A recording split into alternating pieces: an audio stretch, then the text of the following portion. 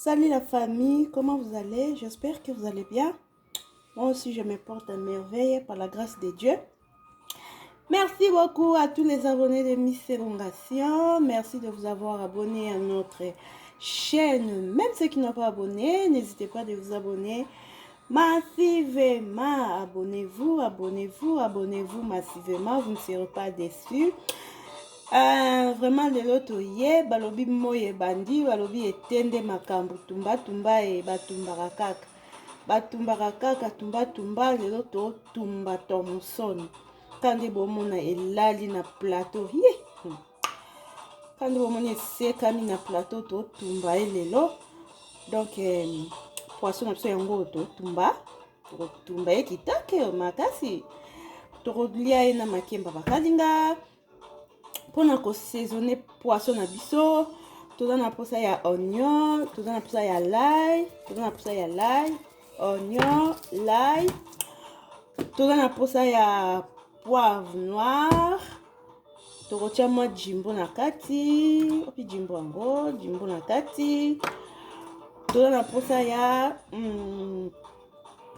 onja ya tomate, tokotia mwa onja ya tomate po et décorer les biso poisson na biso kandene zalaka mais okocha pe comment on appelle tomate ya linzanza sozo tumba poisson moi tomate ya linzanza ndambo ça la rappelle bien eza problème te mais nga na chananga poudre ya onja ya tomate toza pe na posa l'huile na biso pona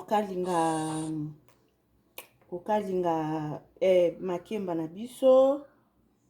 Toza pe na posa ya sel. Toza na posa pe ya sel. Oyo eza sel na biso tokotia na kati ya Thomson na biso tozotumba balobi tumba ete yango eye batumbaka kaka tumbeli bana mwa poisson mwa tige quoi mwa kamundele brochette esalaka mwa bien kaka ete yango bamwa ebandi quoi. Nalingi bino mingi la famille ndeka boyoka voir na nga naza vraiment doux bayebi nakozala nini koloba makasi te po bayebi naza très doux mais nako profiter ko signaler déjà la famille donc ba live na biso ebandi kande na bi naza doux na ba live pe na kozala kaka doux ko forcer koloba te malembe kaka moke biso bino boyebi YouTube YouTube faut kokotisa to na sali mo ba jour ebele na kotisi te kande ezalaka me makasi nzambe apesi tokozanga te kosalaka ndenge tosalaka na kati ya etando na biso mpona kosepelisa baye balingaka Miss Elongation mpona kosepelisa baye balingaka Miss Elongation baye balingaka chaîne na biso mpona kosepelisa bino vraiment toza wana kaka mpona kosepelisa bino. Nalingi bino mingi, portez-vous bien la famille. Miss lelo azolia Thomson ya kotumba na makemba jinanga pe eozanga te pembeni. Tobandi siko to nettoyer poisson na biso.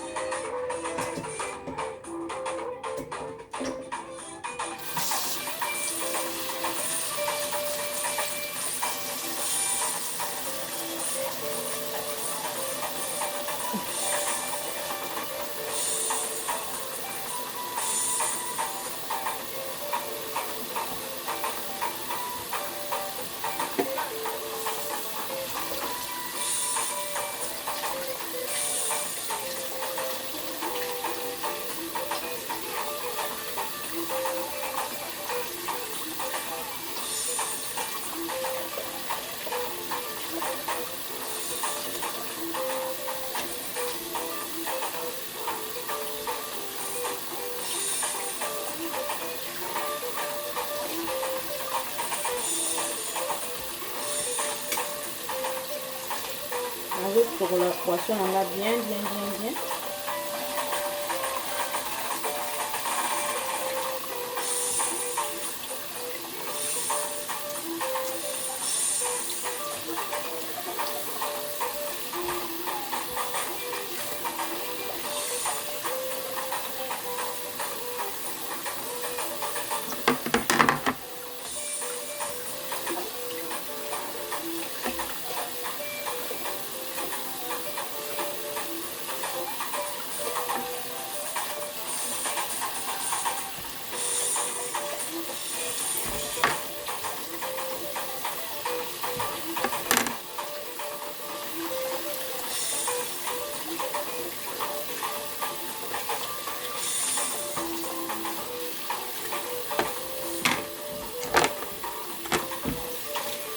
On se va là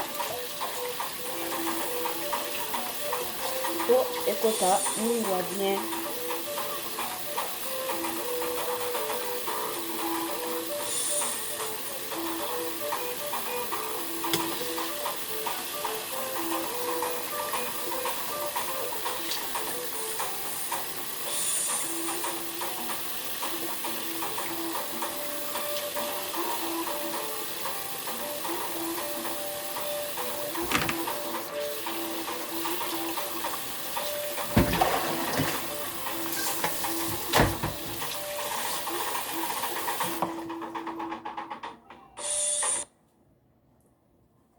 Bongina lokumu mbe ya babulami. Poisson na biso tosokoli yango tochango banzela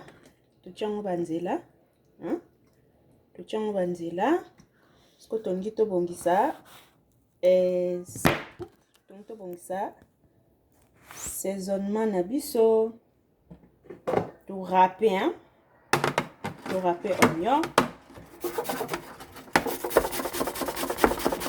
pour écouter bien. Oignon na biso fait ya ko râper pour écouter bien na kati ya poisson. To râper yango.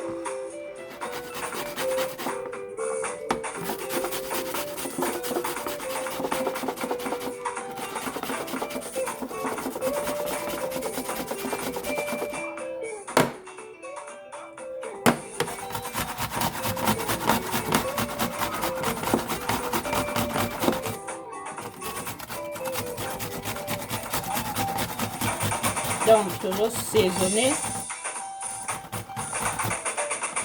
Simple.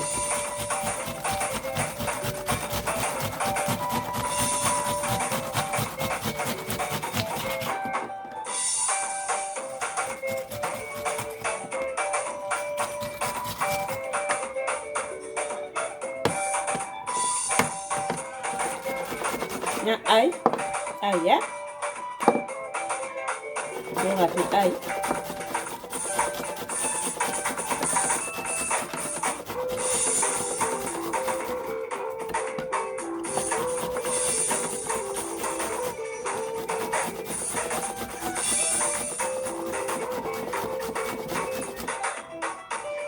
Itungulu, au moins du jour pour la nuit.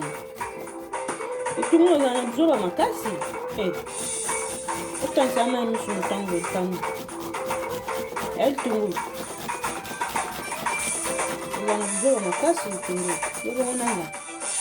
Voilà la famille.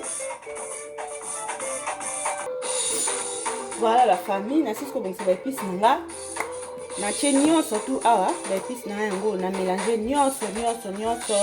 Litungulu, aïe, mungwa, jimbo, comment on appelle ça? Onja, non pas que l'on soit dans la mer. Les épices non assaisonnées. Non pas que l'on soit dans la mer. Ok. Pas vraiment dans la mer.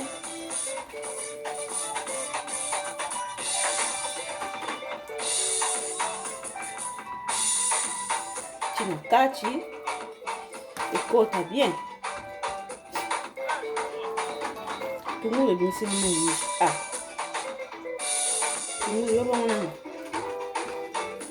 ti na kati épice ekota bien. Voilà.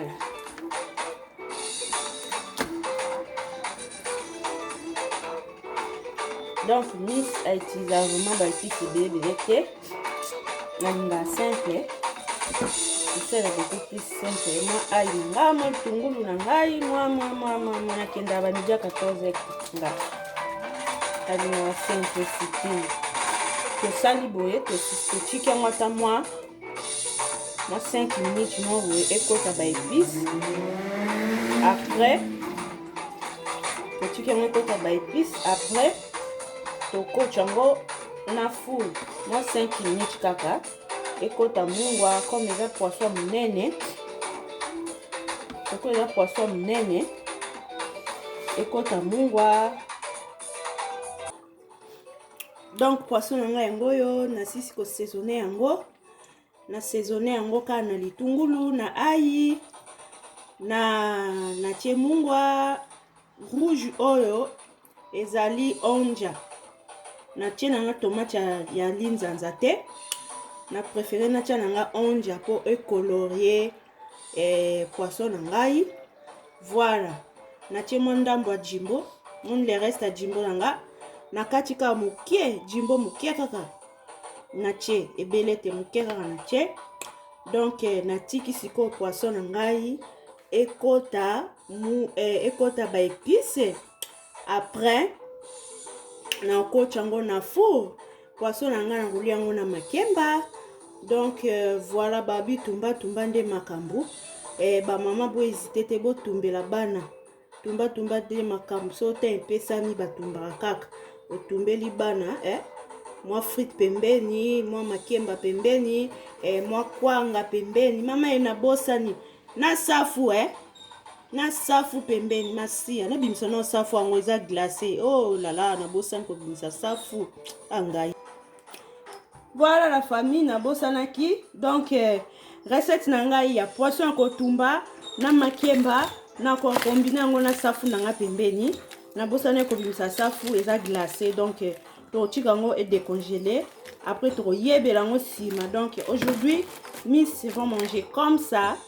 Hein? Comme ça, bon appétit. N'hésitez pas de faire ça pour les enfants, pour vous-même. Hein? Et ça, binement, waouh, tant qu'à moi, et bandi dans moi, tumba, et ça là, moi bien.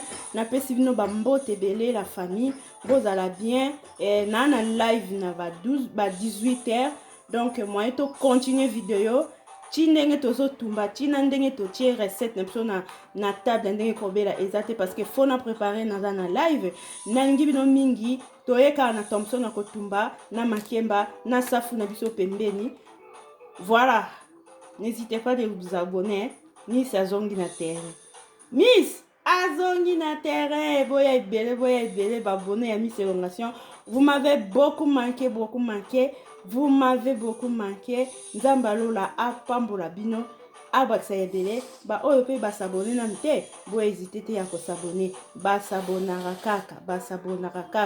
Abonnement et si la raté. Boya ebele. Ça fou.